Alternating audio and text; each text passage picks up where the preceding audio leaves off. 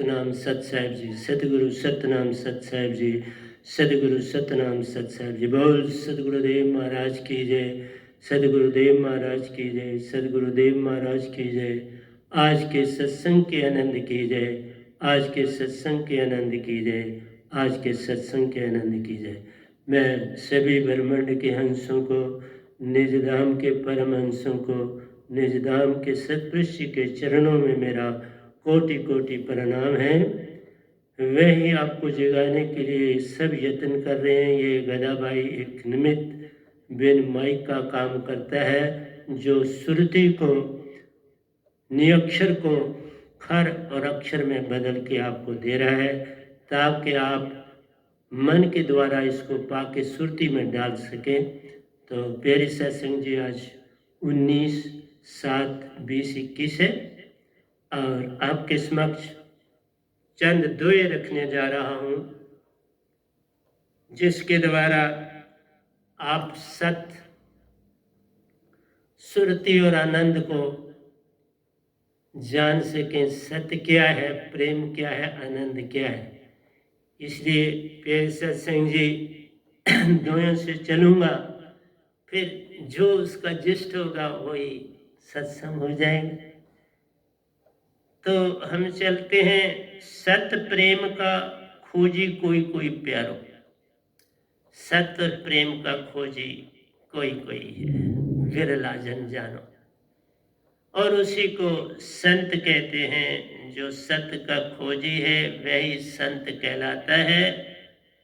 परमात्मा पर भरोसा कठिन ले जान ले। ये काम बड़ा कठिन है कि मालिक है नहीं है, कैसा है, कैसे पाएं, कैसे उसका रास्ता ढूंढे। ये सबसे कठिन बात बन जाती है। पर अगर आपके पास एक आस है, एक आस, एक विश्वास और भरोसा, फिर पाना कठिन नहीं। आस है तो भरोसा आ जाए, विश्वास आ जाएगा, पर आस रखो। जहां आशा तहां वासा। जहां आप आशा करोगे वहीं उस चीज का वासा हो जाए। चाहे क्षुद्र का करो, चाहे सत्य का करो। जिसका आप अपने अंदर विचार करोगे वो आपके समक्ष प्रकट हो जाएगा। आपको जरा देरी नहीं लगेगी उसको पाने की। हाँ, चलते बहुत हैं, कहते हैं कि चलते तो बहुत हैं, पाता कोई एक है नहीं।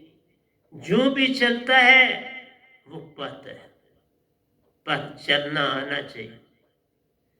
चलना आ गया तो हो गया भजन। चलना आ गया तो क्षुद्र का छूटे संग साथ। सत्य का संग तभी मिलता है जब सतगुरु पूर्ण का संग मिल जाता है, तो बात बन जाती है। जब तक मिले न पूर्ण सतगुरु प्यारो, जब तक पूर्ण सतगुरु ना मिलता तब तक बने ना बात। इसलिए पूर्ण सतगुरु का पाना अति आवश्यक है। उसके बिना आप कहोगे कि हमें कुछ मिल जाए तो वो इम्पॉसिबल है। ये काम यत्न से न हुई, सतगुरु कृपा पावे कोई कोई। जग करामातों को ही प्यारो मानता देता ले जान। करामातें जो करता है कोई बंदा, बस उसकी तरफ दौड़ते हैं। रिद्धि सिद्धि और करामातों की तरफ छोटे छोटे लाभों को पकड़ता है। मैंने भी शुरू में काफी लोगों को सीधा रास्ता लगाने के लिए कुछ करना पहले पड़ता है। लेकिन देखा कि स्वयं उनको संसारी पदार्थों के, संसारी सुख दुखों के, उनके ब्रेन में कोई और चीज नहीं आ रही। ये बहुत बड़ी अडंबना बनी। तो मैं आपसे यही कहना चाहता हूं, इस सत्य को पाने के लिए, सत्य का खोजी बनने के लिए सच्चा सतगुरु पाना आवश्यक। बिन सतगुरु कोई पावे नहीं, कोई कोटन करे उपाय। सतगुरु के बिना ये बात बनने वाली नहीं। तो सतगुरु तो आया ही होता है, लेकिन अब आता है कि हम भरोसा कैसे करें। बहुत कठिन बात। विश्वास कैसे करें। एक आशा जगा लो। जहां आशा तहां वासा। अगर आप आशा रखकर एक छलांग लगाते हो विश्वास की, तो फिर समझ लो कि मालिक आपके संग साथ है। सतगुरु जो होते हैं वो काल के दायरे से पार होता है। लेकिन ठीक है, सबने अपने नाम रख दिए, कोई फर्क नहीं पड़ता। सत्य तो सत्य होता है। जब बादल हो आकाश पर तो सूरज की एक किरण भी निकल आती है, तो हम उस किरण को देख के कहते हैं कि इसके पीछे सूरज है। ऐसे ये किरण नहीं आई, कहीं सूरज है तो ये किरण बनी है, सूरज के बिना किरण नहीं बनी। तो प्यारी सत्संग जी, हमारे अंदर जिज्ञासा होनी चाहिए। कहने का मतलब है हमारे अंदर प्यास होनी चाहिए, प्रतिविज्ञा होनी चाहिए। प्यास जितनी होगी गहरी, उतनी छलांग बड़ी लगेगी। अगर प्यास ही नहीं है तो छलांग नहीं लग सकती। आइए एक उदाहरण देता हूं आपको। एक बुद्ध के वक्त में एक बादशाह थे, तो उनका जो वजीर था वो बूढ़ा हो गए और अब कुछ बीमार भी रहने लगे। तो बादशाह चिंतित हुए कि बहुत बड़ा राज है मेरा, तो मैं क्या करूं। वजीर के बिना बात चलती नहीं, क्योंकि सारा काम वजीरों ने संभाला होता है। तो उन्होंने कहा एक काम करते हैं कि हम बुद्ध जी के पास चलते हैं, उनसे राय लेते हैं कि अब क्या किया जाए। बुद्ध जी के से समय लिया और पहुंच गए उनके पास। पहुंचे उनके पास तो अपना जो प्रॉब्लम था वो उनके सामने रखा। तो उन्होंने कहा कि आप मेरे पास आने से पहले आपको अपने वजीर से मिलना चाहिए था, क्योंकि आपका जो वजीर है जवानी से लेके बुढ़ापे तक उसने आपके खानदान का काम किया। उनसे अगर आप राय लें और फिर मेरे पास आए तो बात बनती है। बादशाह ने कहा ठीक है। बादशाह अपने वजीर के, क्योंकि बीमार था, घर पहुंचा। पहले अतलादी में आ रहा हूं, तो उनको रिसीव किया गया और वजीर से कहा गया कि हम अब नया वजीर तो चुनना ही है, तो आप क्या राय देते हैं कि हम कैसा वजीर चुने। उन्होंने कहा कि एक तो जो आपका वजीर बने वो यंग होना चाहिए, जवान होना चाहिए, रोग रहित होना चाहिए। उन्होंने कहा दूसरी बात, दूसरा उन्होंने कहा कि उसका निर्णय बड़ा शार्प होना चाहिए, फौरन होना चाहिए, निर्णय में देरी नहीं होनी चाहिए। दो बातें। तीसरा उन्होंने कहा कोई और बात, उन्होंने कहा तीसरी बात ये कि उसके पास नेगेटिविटी नहीं होनी चाहिए, शूद्र के प्रति उसका लगाव नहीं होना चाहिए, संसार के प्रति उसका लगाव नहीं होगा तो वो बहुत अच्छा काम करेगा। जिसकी दृष्टि पॉजिटिव होगी, जिसके अंदर कुछ करने की अभिलाषा होगी, कुछ पाने शूद्र के पाने की अभिलाषा नहीं होगी। बादशाह चले गए वापस बुद्ध जी के पास, तो वही बात दोहराई कि इस तरह से 3 बातें उन्होंने कही हैं कि ये होनी चाहिए। बुद्ध जी ने कहा तुम में 2 बातें ही पकड़ लो तो बात बन जाएगी। एक तो बात उन्होंने कही यंग तो रखना ही पड़ेगा, यंग होना चाहिए, और दूसरा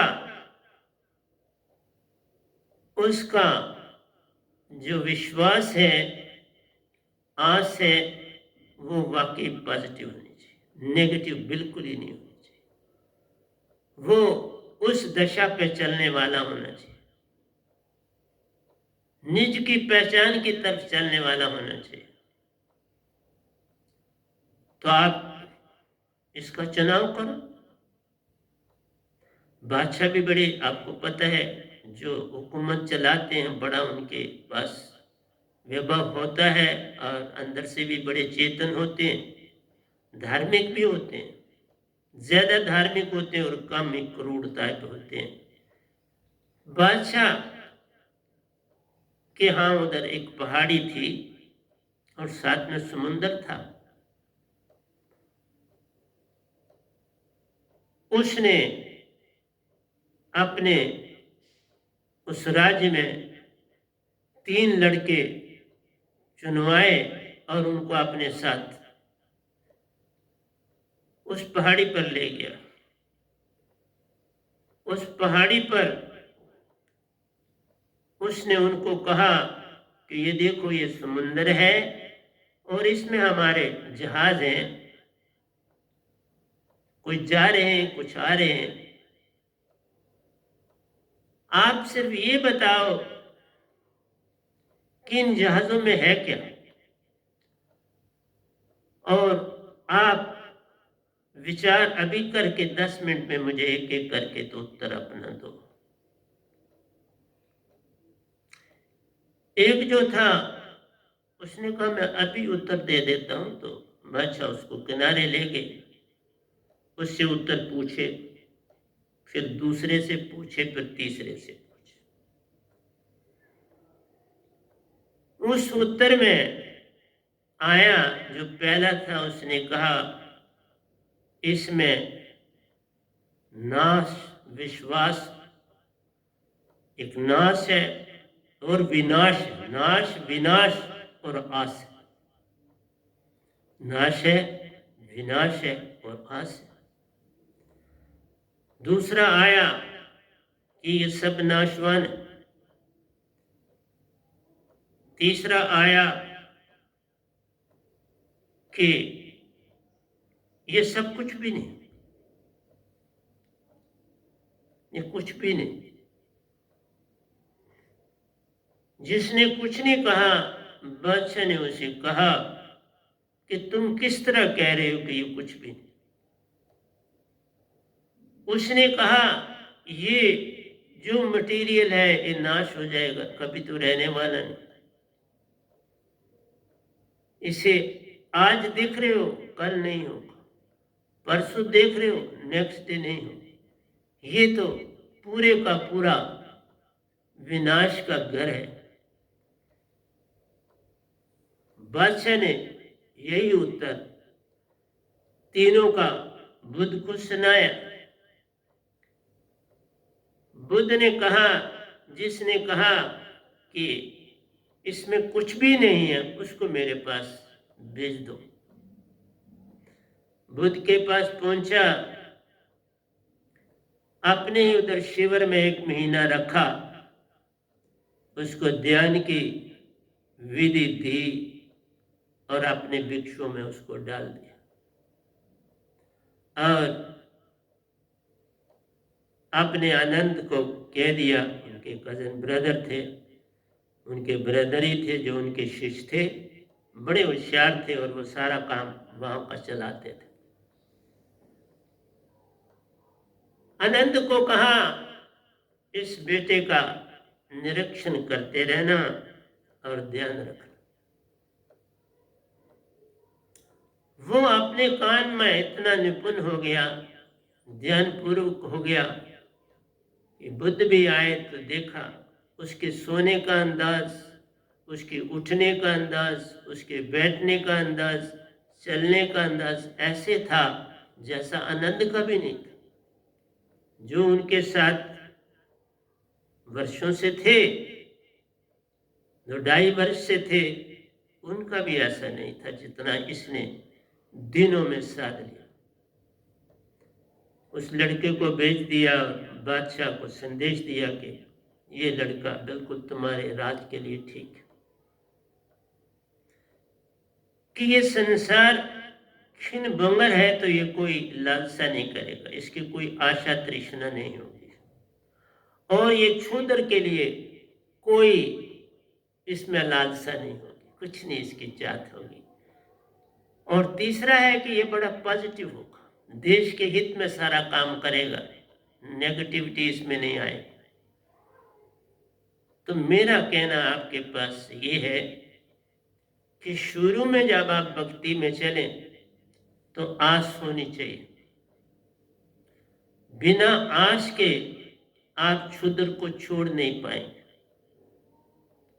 जिस समय आपके साथ आशा बन जाएगी कि मैंने इस देश को आगे ले जाना है, मैंने इन सब कामों को पार करना है, तो एक आस और विश्वास, जब आस होती है तभी विश्वास होता है, और विश्वास के साथ भरोसा भी आ जाता है। और जब भरोसा आता है तो एक पतली सी जो है रोशनी की किरण दिखाई देने लगती है, और उस किरण से पता चलता है कि इसके पीछे महा चेतना मौजूद है, सूरज मौजूद है। इसलिए उस किरण को वो इग्नोर नहीं करता, उस किरण को अपनाता है और उस जिससे आई है उसकी तरफ चलना शुरू करता है। तो प्यारे सत्संग जी, मैंने जो गुजरा हुआ दिन है उसमें भी मैंने प्रवचन किया था, लेट किया था, लेकिन मैं उसकी एक बात आपसे लेके चलना चाहता हूँ। मैंने अपने कुछ उदाहरण दिए थे आपके कि जिस समय मेरे साथ कोई घटनाएं घटी थी, उस समय मुझे लगता था कि ये क्यों मेरे साथ घट रहा है, मुझे इतना परेशान क्यों किया जा रहा है। लेकिन आज जब कल मैंने आपको उत्तर दिए थे तो मुझे एक भी बुरा नहीं लगा। यही लगा कि ये सब कुछ मेरे को तैयार करने के ढंग थे, ये चीजें मुझे तैयार कर रही थी। और ये वही नहीं था, मेरे सारे जीवन में ये घटनाएं घटती चली गईं जिन्होंने मुझे तैयार किया। इसलिए मुझे आदत ही नहीं रही कि कौन सी नेगेटिव है और कौन सी पॉजिटिव। मैं कभी किसी को आगे उत्तर नहीं देता था, कोई बात नेगेटिव की कहता था तो मैं चुप हो जाता था, पॉजिटिव कहता था तो भी चुप होकर सुनता था। ना मैं नेगेटिव का उत्तर देता था, ना मैं पॉजिटिव का उत्तर देता था। लेकिन उससे मेरे को ये लाभ हुआ कि मुझे कोई नेगेटिव दिखता ही नहीं था। मैं यही कहता था ये अच्छा है, इसमें बेहतरी, इसमें सब कुछ अच्छा होने वाला। इसलिए प्यारी सत्संग जी, मैं आपको यही कहूँगा, आज मेरे एक पाँव की उंगली को कुछ लग गई हुई है तो वो मुझे बैठने में परेशानी कर रही है। वो क्योंकि लगती है ना साथ में, वो उठाता है उस उंगली तो वो पेन कर देती है। रात को ही लगी थी इसी तरह ठोकर, तो कोई बात नहीं। तो प्यारे सत्संग जी, अगर हमारे पास ये आंख आ जाए कि कुछ भी बुरा नहीं, और अगर पहले शुरू से बुरा लगे तो उन बुरे विचारों को पास आने न दो। जो आपको अच्छा लगे उन विचारों को आप पकड़ो। लेकिन मैं एक बात कहूंगा, जिसको आप छोड़ोगे वो तेजी से ज्यादा भागता है, मन उनको तेजी से आपकी तरफ चला जाता है, तो उनको 2 मिनट देख के छोड़ दो,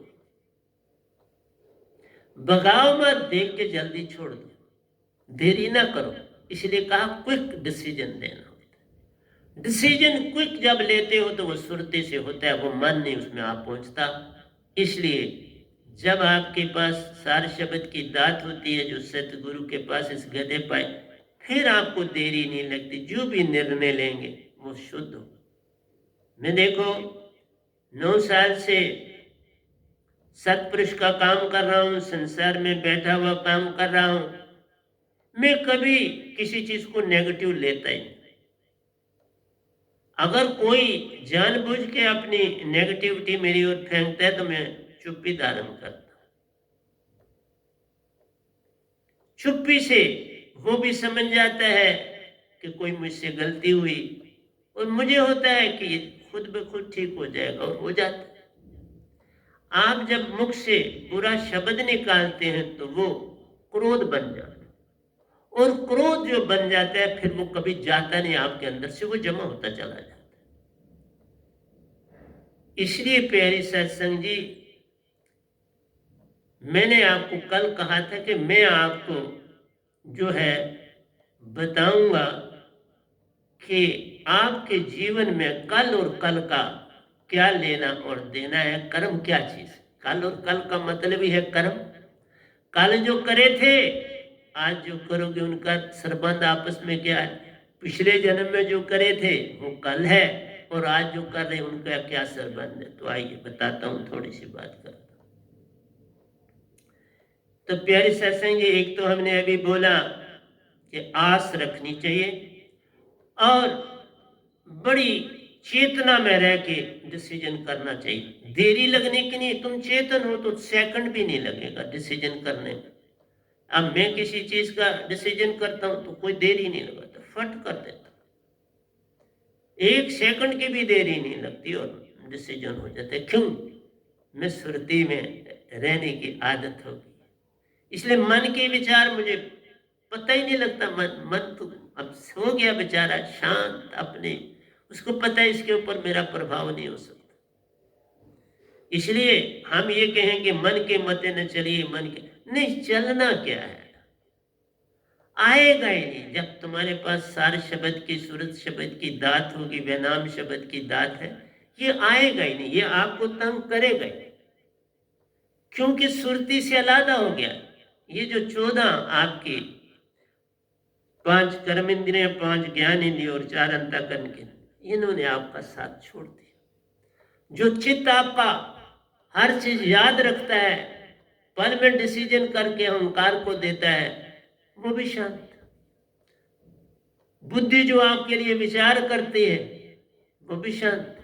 मन जो भाव देता है वो भाव भी आप नहीं दे रहा, तो फिर अहंकार क्या काम करेगा? आपका अहंकार अपने आप बह गया। जिस समय आप मन का इस्तेमाल करते हैं तब बुद्धि भी इस्तेमाल में आती है, चित्त भी इस्तेमाल में आता है और अहंकार भी आता है। इसलिए बहुत से गुरुआ वो इतने व्यस्त हैं संसार में कि उनको भक्ति की दुनिया में समय ही नहीं मिलता। जो थोड़ा मिलता है वो प्रवचन कर देते हैं, बाकी ध्यान में जाने का हमको समय नहीं। मैं नींद कम कर देता हूं कोई काम हो, लेकिन अपना ध्यान मिस नहीं करता। जिस समय मुझे सतपुरुष से मिलना है, सतपुरुष से कुछ सुनना है, कुछ पाना है, तो मैं उनके साथ जुड़ जाता हूं। इसलिए कहा कल और कल 2 बक्से जान लो कि तुम्हारे को 2 बक्से दिए गए हैं, एक बक्सा भरा हुआ है और एक बक्सा खाली। जो खाली है वो तुम्हें कहा जाता है कि तुम संसार में आओगे, जो तुम करोगे अच्छा या बुरा इस खाली बक्से में चला जाएगा। और जो तुम्हारे प्रलब्ध जो तुमने पहले जन्मों किए हैं वो दूसरे बक्से में है, वो जब तुम्हें जरूरत पड़ेगी वहां से निकल के तुम्हारे इस बक्से में आ जाए। और जो तुम उसका इस्तेमाल करोगे वो निकल के तुम्हारे इस्तेमाल में आ जाए। तो दोनों बक्से कुछ भरे रहेंगे, कुछ यूज हो जाएंगे। तो ये क्रिया चलती रहेगी। अगर तुम अच्छी कर्मों की तरफ चल पड़े तो बुरे अपने आप उस बक्से से अलग होते जाएंगे, क्योंकि टर्न है कि आपने इस बक्से में अच्छा डाला, उधर से एक बुरा निकल गया। आपने दूसरा अच्छा डाला, कुछ ना मांगा तो बुरा बाहर हो। आपने तीसरा अच्छा किया तो बुरा उससे बाहर हो, क्योंकि लेन और देन है। आपने अपनी थाली से खाना उठाया, आपने खाना उठाया मुंह में डाला तो उतना खाना आपका थाली में कम हो गया, आपके मुंह में चला गया और उधर कम हो। आपने दूसरा नवाला उठाया, आपने मुंह में डाला तो वहां कम हो।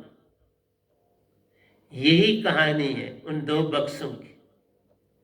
आपको दो बक्से मिलते हैं, एक खाली है, तुम क्या करते हो वो डालते जाओ, और दूसरा है जो तुम्हें प्रारब्ध में मिलना है। तुम अगर सच्ची तरफ चलते हुए आ रहे हो तो सच सच चलता तुम्हारी तरफ आता जाएगा, और जो कचरा है वो बाहर निकलता जाएगा। जैसे तुम्हारी थाली में तुमने खाया कुछ सब्जी जो कचरा था, जो और चीज कचरा थी, सलाद कचरा था, वो आप डस्टबिन में डाल देते। इसी तरह से ये संसार कर्म भूमि है। अच्छे कर्म है सोने की बेड़ी, बुरे कर्म है लोहे की बेड़ी, परंतु है दोनों कारण बंधन के। इसलिए संसार में रह के जो तुम कर्म करोगे इस काल के दायरे से नहीं निकलोगे, जन्म मरण से नहीं छूटोगे, अच्छे और बुरे कर्म से छूटोगे। मैं एक चीज और बताता हूं। इसी तरह का जैसे दो बक्से, इसी तरह आपकी दो टांगों का भी इसके साथ संबंध। दो टांगों से संबंध जुड़ा हुआ है। हजरत अली हुए, उनसे किसी ने पूछा, हजरत साहब ये कर्म क्या है और कैसे हैं? उन्होंने कहा ये दो हमारी टांगे ही कर्म है। एक उठा लो, दूसरी नीचे रखनी पड़ेगी, दूसरी उठा लो, पहली नीचे रखनी पड़ेगी, तभी तुम चल सकते। एक उठाते हो, दूसरी नीचे, तो फिर दूसरी नीचे रखते हो और फिर पहली उठा लेते हो और चलना शुरू हो जाता। ये दो आंख है, एक में आपने रुकना है और दूसरी में चलना। जो आपने कर्मों में लाया है आप वहां रुके हो, और जो आपने भरना है उसमें चलना। इसलिए संसार लेन और देन, जो आपने किया वो मिलता है, लेकिन तुम खामखा क्षुद्र की मांगों में सारा जीवन व्यतीत कर देते हो। इसलिए रास्ता ढूंढना ही पड़ता है, क्योंकि रास्ता ढूंढोगे तो तुम्हें बैठना उठना चलना। जैसे बच्चा है तो सबसे पहले आपने देखा बच्चा किसका संग करता है? मां का। मां को ढूंढता है क्योंकि उसकी सारी सुरक्षा मां के पास है। जिधर मां चलेगी उधर आगे पीछे रोना भी शुरू कर देगा। मां रोते सुन के फटाफट दौड़ी हुई आती है, वो फट चुप हो जाता है, क्योंकि उसकी चीज जो है वो गुम हो गई। उसको एक ही से लगाव है, उसी के साथ जुड़ा हुआ, सुख दुख की वो भागीदार है। इसकी सुलाती है, जुगाती है, सफाई करती है, खाना खिलाती है, दूध पिलाती है, उसे चलाती है, उससे बातें करती है, तो उसका संग हो गया। थोड़ा बड़ा हुआ, खेल खिलौने उन्हें घेर लिया। अब माँ ने खेल खिलौने रख दिए इसको बिजी करने के लिए, और मैं खुद काम कर लेती है। पहले उसे वो जाने नहीं देता, तो उसको काम करने के लिए सुलाना पड़ता है कि सो जा और मैं काम करूं। उसके बाद वो ना सोए, उसको खिलौने दे दिए, वो खिलौनों में मस्त होके उनमें बिजी हो जाता है। और फिर जो ही बड़ा होता है तो आगे दोस्तों यारों के साथ संबंध जुड़ता है, खेलों के मैदानों में जाता है, स्कूल जाता है। तो कहने का मेरा अभिप्राय है कि हमारा जीवन सरकता हुआ जा रहा है, प्रतिपल हम बूढ़े होते जा रहे हैं। हर पल हमारे जिस्म का घट रहा है और बढ़ रहा है। इसलिए एक एक पल में, पल पल सिमरन की धार बना, एक पल छूट न पाए रे। जो पल छूट जाता प्यारो, वो दुख का कारण बन जाए रे। श्वास श्वास में नाम ले, व्यर्थ श्वास न खोए, क्या जाने कि श्वास में आमन होए न होए। मेरा मुझ में कुछ नहीं, जो कुछ है सो तेरा, तेरा तुझको सौंपते क्या लागे मेरा। कुछ भी अपना ना समझ के जीवन में रहो। मरिए ते मर जाइए, छूट पड़े संसार, ऐसी मरने को मरे, दिन में 100 बार। इसीलिए कहा इस सांसा की डोर और सुरती और शब्द को पकड़ो, जीवित मरना हो जाए। मैं ये भी बताऊंगा, बड़े जो पहले हुए बुद्ध हुए, महावीर जी हुए, उन्होंने शरीर को सुन्न करने के लिए 5 चक्रों का इस्तेमाल किया।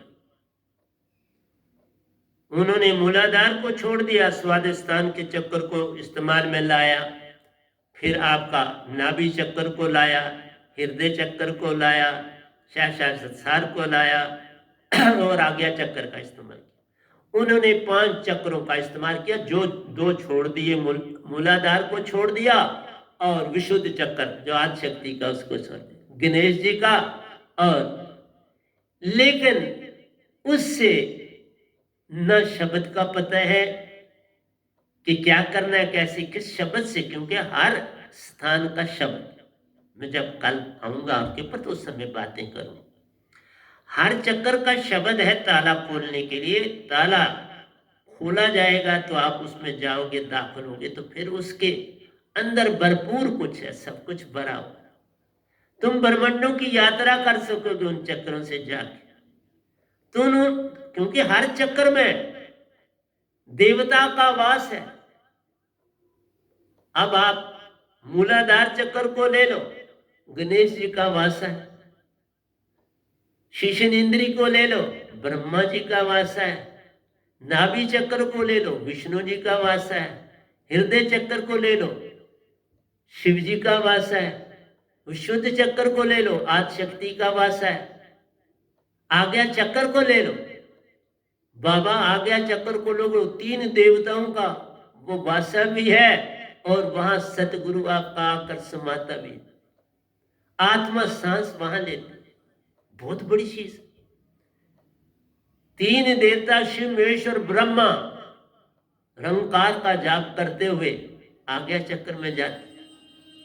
सतगुरु सत भक्ति में सतगुरु आज्ञा चक्र में जाते हैं, अपने साधक को सुरत कमल ऊपर ले जाते हैं, 1.25 हाथ ऊपर सर से।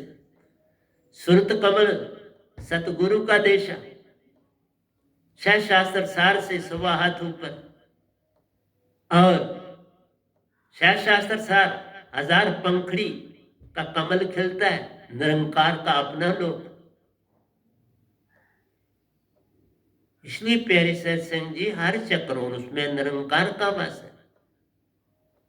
ओंकार शब्द का जाप है करते, इसलिए मैं इनको अच्छी तरह ले लूंगा, लेकिन इससे जो तुम्हें सुनता थोड़ी सी मिलती है, वो कुछ दे नहीं पाती, थोड़ी सी कंसोलेशन होती। जो सुनता मिलती है वो रास्ता शराब से है दिल भर को पाने के लिए। क्यों भटकता फिर रहा तू तलाशे यार में, रास्ता शरक से है दिल को बर को पाने के लिए। ईडा पिंगला समकर सुषमना चेतन हो जाती है वहीं पे, क्योंकि सुषमना मत बसे नरिंजन, वही तो पल पल रोक रहे हैं तुम्हारे को, सुरति और नृत्य को मिलने नहीं देते। सुषमना में बैठे हैं, बमर गुफा में वासें करते। तो प्यारे इसी के कारण तुम्हें बलगम बनता है, गला खराब होता है, फिर बीमारियां लगती हैं। इसलिए जब ये शब्द होगा तो कोई बीमारी नहीं लगी, कोई कोरोना कुछ नहीं आ सकता। ये इतनी बड़ी दात। तभी कहा जिन जानिया तिन रंग मानिया, ये गधा भाई इसको पाया तो आपसे बातें कर रहा है। एक एक चक्कर का मैंने आपको बोला, जिस समय मैं निरंकार भगवान ने और सतपुरुष दोनों ने मुझे सतगुरु के पास भेजा तो मैं महायोगेश्वर था। महासुन की भी यात्राएं करता था। सुन की यात्राओं को छोड़ो, देव लोगों को छोड़ो, स्वर्ग लोगों को छोड़ो, पितर सब लोगों में, उन लोगों में गया जो मेरे सरबंदी थे, वो मैं वहीं उतरा। कुदरती को नेचर की तरफ से होता है, वहीं उतरा और वहीं उन लोगों से मिला। भरपूर में मेरी मदर इन ला गई थी तो उनको कहा, इधर दुनिया में समझाया, वो ना मानी। फिर किसी मेरे साधक के यहाँ औलाद नहीं हो रही थी तो मैंने कहा उनको लाता हूं, क्योंकि दोनों मियाँ बीवी दीक्षित है। फिर भरपूर गया, वो आ गए। जहां हनुमान जी अपनी ड्यूटी दे रहे थे वो उस तरफ भाग रही थी, जा रही थी मंदिर की ओर, और मैंने रोका। जो ही वहीं में उतरा, सीधा बात करी। मैंने कहा आपको संसार में वापस ले जाऊं, पूर्ण मोक्ष मिल जाए, यहाँ अकेली बैठी रहोगी, कोई रौनक नहीं है, यहाँ कुछ नहीं है, बहुत कम, और कहीं न कहीं दूर दूर तक आपका कहीं यहाँ दिखाई नहीं दे। सब कुछ मिलेगा, ये नहीं मैं कहता, पर अकेलापन महसूस करो। मानी और लाया उनको धरती पर, जन्म मिला। तो प्यारी सत्संग जी, तुम्हारे जो कर्म हैं वो तुम्हारे साथ ही रहते हैं। अच्छे कर्म सोने की बेड़ी बन जाते हैं, बुरे कर्म लोहे की बेड़ी बनते हैं। पर दोनों कर्म बंधन के काल से छूटेगा। इसलिए कहा कभी छूदर विचार पास आने नहीं देना। अगर छूदर समझते हो तो उनको अपने से दूर रखने की चेष्टा करो, लेकिन मेरी निगाह में कोई छूदर नहीं होती। वो भी तुम्हें, जिसको तुम छूदर समझते हो वो तुम्हें ज्यादा सिखाए, जिसे तुम अच्छा समझते हो तो तुमने अच्छा कर दिया, अब उसको बार बार देख के क्या कर लो। जो बुरा अगर तुम्हें लगा था उसको देखो कि वो बेसिकली अच्छा था। मैंने कल आपको कितनी बातें सुनाई, तो बेसिकली वो अच्छा था। आपका मान मिटाने के लिए ये चीजें उत्पन्न होती हैं। मान मिटाने के लिए जिसको आप क्षुद्र कहते हैं ना, वो सामने प्रकट होता है कि तुम्हारा मान मिट जाए। मान बड़े मुनिवर गले, मान सभी को खाए। मान ही ने तो सारा मार के रख दिया इंसान, पार नहीं होने देता कौन? मान। तभी कहा मन के मते न चालिए, मन के मते अने। मन ही आवे कार कराला, जीवन चाहे करे बेहाल। तभी कहा मन की तरंग मार दे तो हो गया भजन। मन की तरंग जो उठती है, तुम सिमरन में चले जाओ, वो मर गई, तुमने यत्न थोड़ा ही करना। सिमरन के दंड से गिर मन पवन को, फिर उल्टा चले दर और अदर विच ध्यान लगावे, के कबीर सो संत निर्भय हुआ, जन्म मरण का भरम मान। तो मैंने आपको बताया कि कल और कल में जाना छोड़ दो, इस पल में रहना सीख लो, तो हो गया भजन। कल और कल छूट गया, अच्छा बुरा छूट गया, इस पल में रहना आ गया तो हो गया भजन। हम नहीं कहते आदत बुरी सुधार लो तो हो गया बदल। आदत खुद पे खुद, इस पल में रहना आ गया तो आदत बुरी छूट जाएगी, फिर अच्छी आदतें ही अपने आप बढ़ जाएंगी। इसलिए तुम्हें कोई काम यत्न से नहीं करना, भरोसा। जहां आशा तहां वासा। जिस चीज का तुमने आशा कर ली वहां चीज मिलेगी, शूद्र की करेगी तो मिलेगी। क्योंकि उस बक्से से जिसमें तुमने कर्म किए वो निकलेगा, आशा से वो निकलेगा। उस बक्से से पार हो जाओ और वहां पड़ा हुआ मिलेगा। आपको कमाल हो, मैंने सोचा भी नहीं था वो मिल गया, क्योंकि वो तुम्हारे बक्से में था पड़ा हुआ।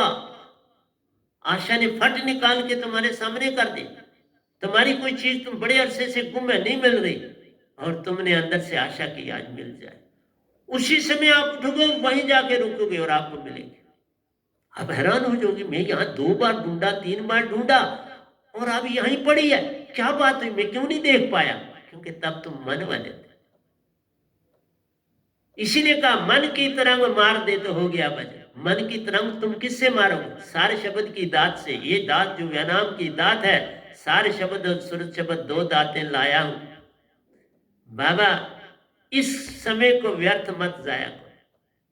ये समय जो बीत गया तो फिर पैसे पछताना मत, इतना मान कर आकर करो। और कल ही देख लो, मैंने अपनी सारी संगत को जो है मैक्सिमम को पैसे जो थे बांट दिए, संगत के ही इकट्ठे हुए थे बांट। और जो आज वो कैश मतलब चेक बुक लाएंगे और जो बाकी है वो भर के आज उनको दे जाएंगे। घरों घरों में खुद जाके दे रहे हैं मेरे साधक, घरों घरों में खुद पैसे बांटने जा रहे। क्या करना है मैंने किसी का पैसा, किसी की चीज? मेरी अपनी पेंशन से मैं संसार की भी सेवा करता हूं, जितनी मुझसे हो पाती है बाबा, पेंशन से ही हूं। सारा इस आश्रम का भी उस पेंशन से चलाता हूं, अपना भी पेंशन से चलाता हूं। जिनसे रोटी खाता हूं उनको भी पैसे दे देता हूं, कोई चीज किसी से नहीं लेता। एक पाई की भी चीज मैं किसी की नहीं लेता।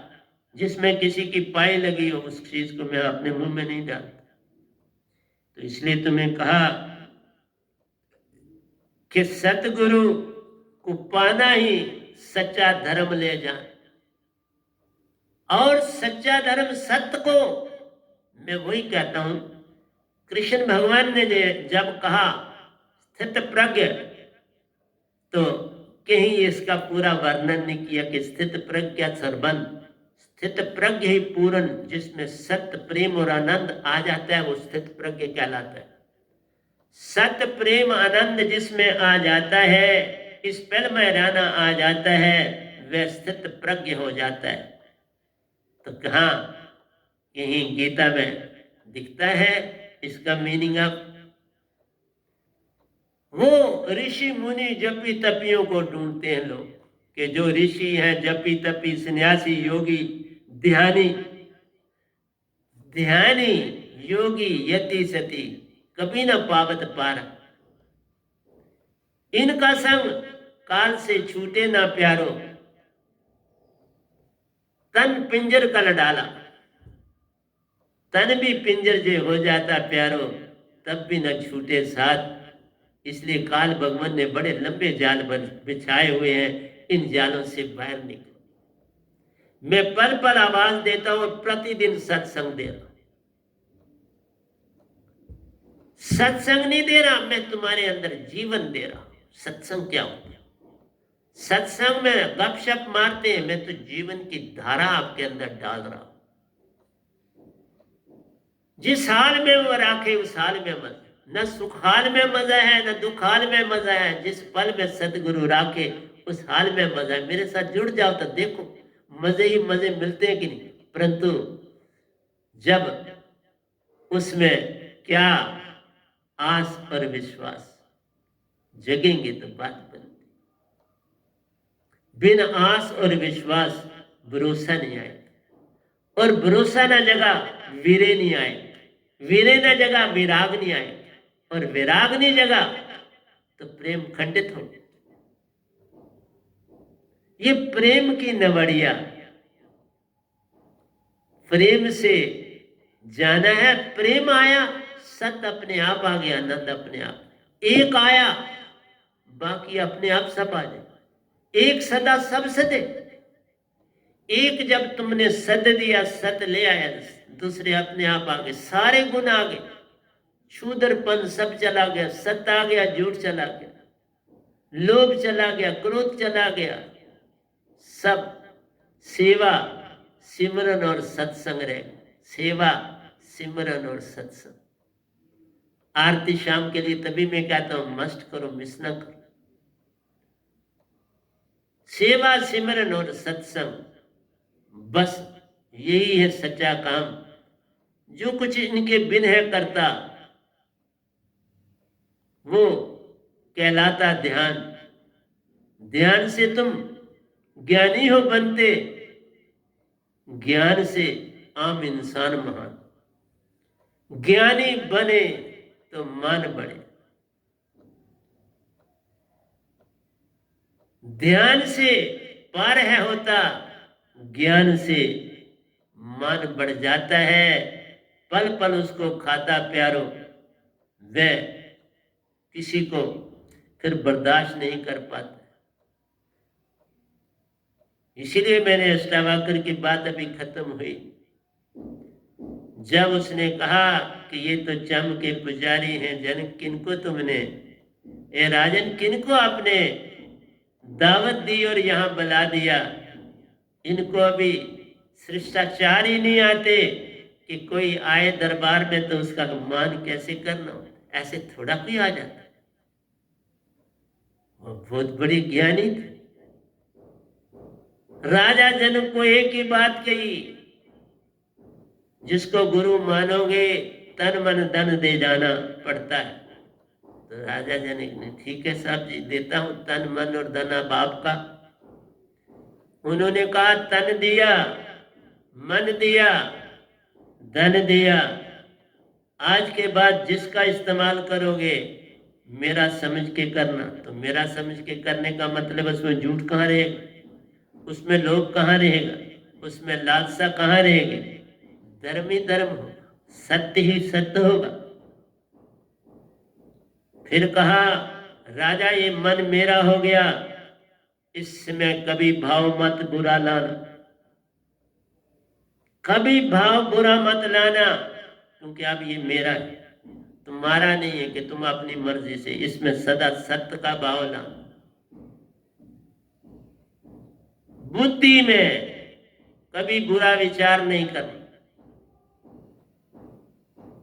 साफ सुथरा खिले हुए फूल की तरह तुम्हारा बुद्धि का काम होना चाहिए। कांटों की जगह नहीं है, फूल ही फूल दिखाई देने चाहिए। उस बीज की तरह तुम्हारी बुद्धि होनी चाहिए, जिसने खिलना ही खिलना है। क्योंकि बहुत से फूल अनखिले रह जाते हैं। कैसे? बीज तो फूटता है, पर पत्थरों के बीच में क्या करेगा, कैसे फूट पाएगा? और उसको पानी ना मिलेगा, क्योंकि जो कवर वाटर होता है बड़ा सख्त होता है। जैसे हमारी 6 तन कितने सख्त है, इनसे पार होना पड़ता है। इसी तरह बीज का जो खोल है उसको बड़ी सख्त रोशनी की जरूरत है, पानी की जरूरत है, खाद की जरूरत है, ताकि नमी रहे और उसकी खाल फट सके और अंकुर निकल आए। एक ऊपर को जाता है, शूट बनती है, एक नीचे को जाता है, जो रूट बनती है। रूट और शूट एक साथ इकट्ठी जन्म लेती हैं। एक वृक्ष लाखों वृक्ष उत्पन्न कर सकता है। एक वृक्ष ही पूरी धरती को वृक्षों में बदल सकता है, जबकि उसको सारा वातावरण उसके खिलने के लिए मिल जाए। और तुम्हारी आंख क्या होनी चाहिए? हर तरफ तुम्हें फूल ही फूल दिखने चाहिए। कांटे भी फूल ही कहलाते हैं प्यारो, क्योंकि वो फूल की रक्षा करते हैं। वो भी उन पत्तों की तरह हैं जो फूल की रक्षा करते हैं और उसके लिए खुराक बनाते हैं। कांटे रक्षा करते हैं, पत्ते उसके लिए carbon cycle, night and day cycle चलता है। आधा दिन को, आधा रात को। तब जाके वो साइकिल पूरा होता है। देखा सुन की कितनी अवस्था, सुन के बिना कोई दाना फूट पाता नहीं, सुन ही उसको फुटाता है, रोशनी उसमें जान भरती है, फिर हर ओर अपना रंग बिखेरता जाता है। दरख्त बनना है तो बीज का ध्यान करना, बीज की रक्षा करनी, बीज को सूरज की रोशनी, खाद, पानी, पत्थरों से दूर करना है, घास फूस से दूर करना है, ताकि उसको फैलने का स्थान मिले। इसी तरह से तुमने अपने अंदर मन माया को दूर करना है, आत्मा को चेतन करना है। आत्मा चेतन हो गई तो हो गया भजन। फिर मन क्या कर पाएगा? मन तो तब तक है जब तक आत्मा चेतन नहीं हुई। सार शब्द की दात जो पाता, मन मान पल में मिट जाते रे। अब सुरती चेतन से आत्म चेतन है होती, सुषमन में अपना राह बनाती रे, सुषमन में अपना रास्ता बनाती है सुरत कमल की ओर जाने। उर्दमुखी जब तुम हो जाते हो, सारा तन सुन हो जाता है। अब तन की सुध बुध खो जाती रे, बस वही एक तुम्हारे साथ रह जाता है। जरा देख के चलो। किसी ने एक बार बुद्ध से कहा कि आप कहते हो कि हर आदमी निर्वाण को प्राप्त कर सकता है, लेकिन देखने में आता है कोई करता ही नहीं। बुद्ध ने उस बंदे को कहा, तुम अपने इस गांव में सारे में जाओ और जो जो कोई कुछ बनना चाहता है वो लिख के ले आओ। जो जो उसके बनने के बोलो, उनको मेरी तरफ से संदेश है, तुम क्या बनना चाहते हो, क्या पाना चाहते हो, फिर उत्तर दो। वो गया, सभी का अता पता लिखा और उनके साथ उनकी क्या आशा है वो लिखी। सबकी आशा को देखा बुद्ध ने। उन चिट्ठियों में कहीं भी ये नहीं लिखा था किसी ने कि मैं मोक्ष चाहता। तो बुद्ध ने कहा, देख ले, जब तक तुम्हारी आशा ही नहीं है कुछ पाने की तो कैसे घटेगा? आशा होगी तो घटेगा। बुद्ध ने जब बोध वृक्ष के नीचे उस दिन बैठे कि आज निर्वाण उत्पन्न होगा, तो उस दिन प्रतीक्षा करी, प्रण लिया कि मैं तब तक नहीं उठूंगा जब तक मुझे निर्वाण नहीं मिले, जब तक मैं निरंकार भगवान के दर्शन नहीं कर लेता, उस ज्योत को मैं पा नहीं लेता, मैं नहीं उठूंगा। आस पूरी थी, उसी रात घट गई ना, उसी रात निर्वाण को पा लिया, 6वें साल पा लिया।